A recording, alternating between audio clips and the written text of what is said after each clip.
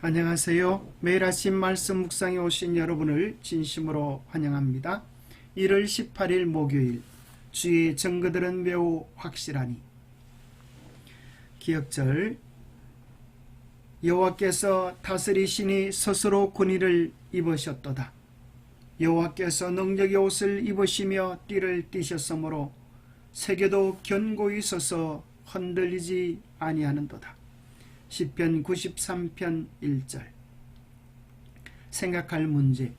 주의 증거들은 무엇인가? 하나님의 율법들은 어떤 유익을 주는가? 오늘 우리에게 주는 교훈은 무엇인가? 시편 19편 7절. 여호와의 율법은 완전하여 영혼을 소성시키며 여호와의 증거는 확실하여 우둔한 자를 지혜롭게 하며.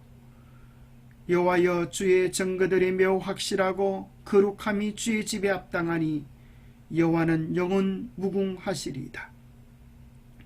주의 법을 사랑하는 자에게는 큰 평안이 있으니 그들에게 장애물이 없으리이다. 오직 여호와의 율법을 즐거워하여 그의 율법을 죄로 묵상하는도다. 무릇 의인들의 길은 여호와께서 인정하시나 악인들의 길은 망하리로다. 하나님의 율법은 우리의 영혼을 소성케 하고 또 주의 증거들은 우리를 지혜롭게 하고 확실하게 하고, 주의 법을 사랑하는 자는 큰 평강을 누리고 장애물이 없고 하나님께서 인정하시는 길을 걷게 될 것을 말씀하십니다.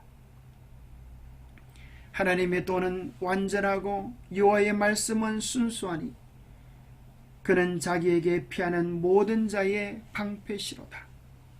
우리가 하나님의 증거, 하나님의 율법을 따를 때에 하나님께서 우리의 방패가 되신다는 것입니다. 여호와의 모든 길은 그의 언약과 증거를 지키는 자에게 인자와 진리로다.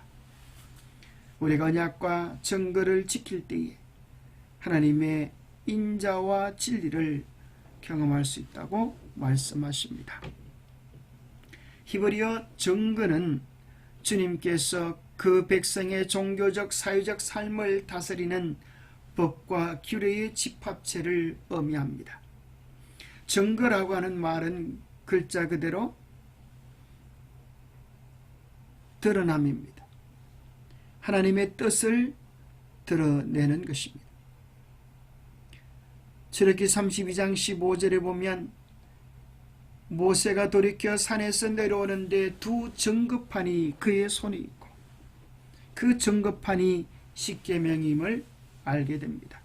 그것은 하나님의 뜻을 우리에게 나타내고 있는 것입니다. 그것들은 매우 확실하며 하나님의 보좌와 하나님이 창조하셨고 유지하시는 세계의 안정성과 영속성을 표현합니다. 이 구절에 확실하다는 신뢰성, 신실함, 확고함의 개념을 담고 있습니다. 하나님의 법은 변할 수 없고 깨어질 수도 없는 완전한 것입니다. 특별히 베들레헴 원어 사전에 보면 증거, 테스트모니, 히브리어로는 에두트라고 하는 이 단어는 구약에서 59에 나타납니다.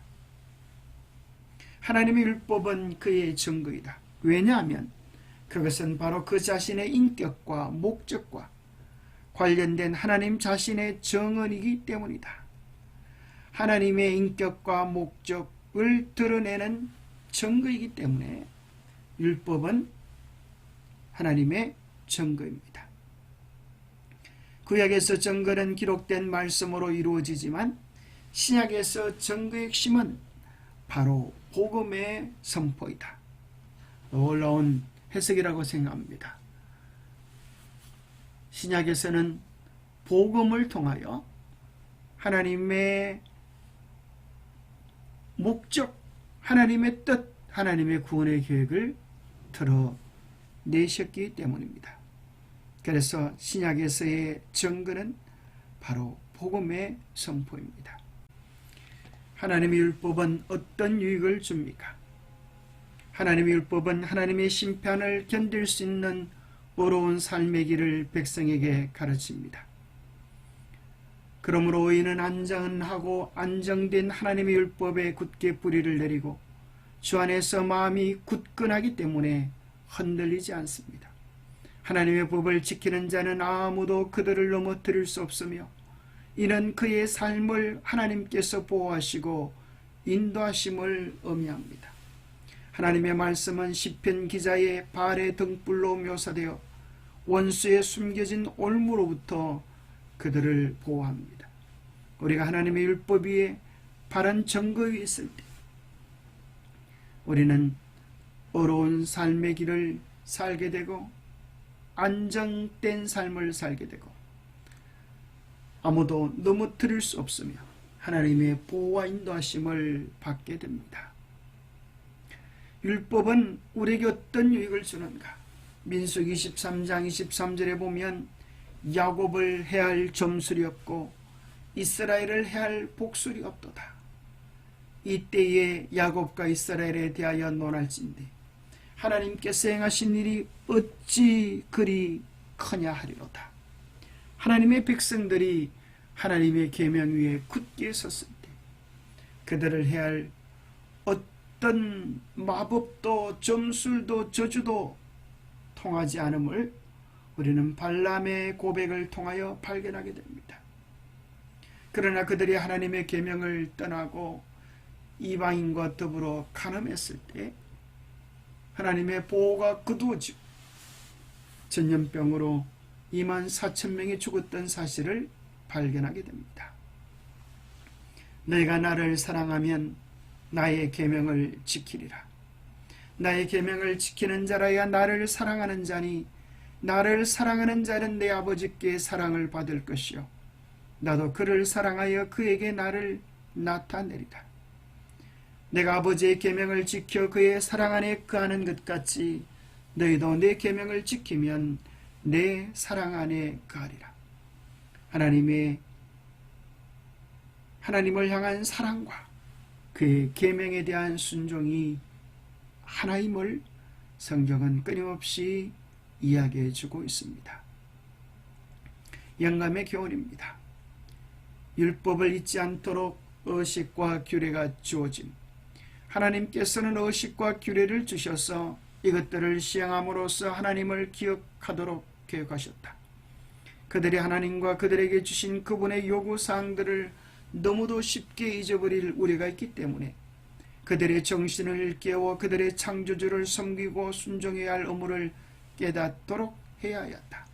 만일 그들이 순종하여 하나님의 계명을 준수하기를 좋아했더라면 수많은 의식과 규례는 필요 없었을 것이다. 기도하겠습니다.